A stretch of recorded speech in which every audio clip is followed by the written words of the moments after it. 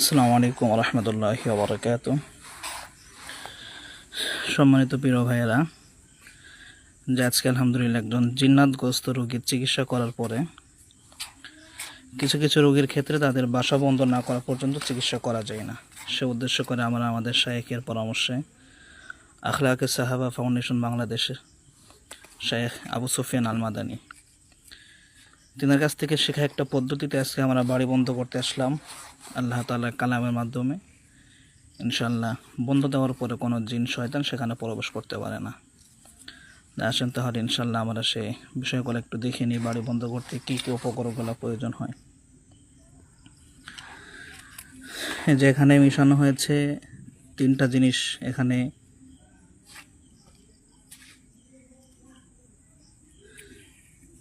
মিশানো আছে। এর ভিতরে আছে হলো আপনার আমরা ছাদ ঢালাই দেওয়ার জন্য যে বালুগুলা ব্যবহার করা হয়, সিলেকশন বালু বলি, বালু, কালো জিরা এবং ধূপের গোড়া, এগুলো একসাথে মিক্স করে এর সাথে আরও কিছু জিনিস আছে, এই যে কিছু পেরেক, এর সাথে আরও কয়েকটা তদবির প্রয়োগ করে এরপরে সেগুলোর মাধ্যমে বাসা বন্ধ করা হয়।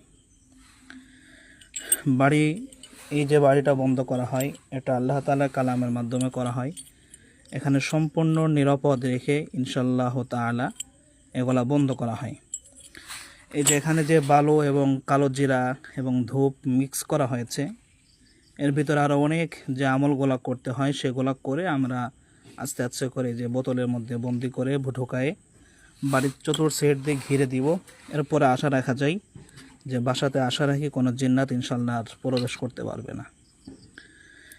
এভাবে 100% গ্যারান্টি সহ বাড়ি বন্ধটা আপনি একমাত্র বাংলাদেশে যে ফাউন্ডেশন আছে তদবির শিক্ষা জগতের 1 নম্বর বলা চলে আমাদের শায়েখ আবু সুফিয়ান আল মাদানী তত্ত্বাবধানে আখলাকে সাহাবা ফাউন্ডেশন বাংলাদেশ, শুধুমাত্র এখান থেকে আপনি এই বাড়ি বন্ধ করার টেকনিকটা শিখতে পারবেন।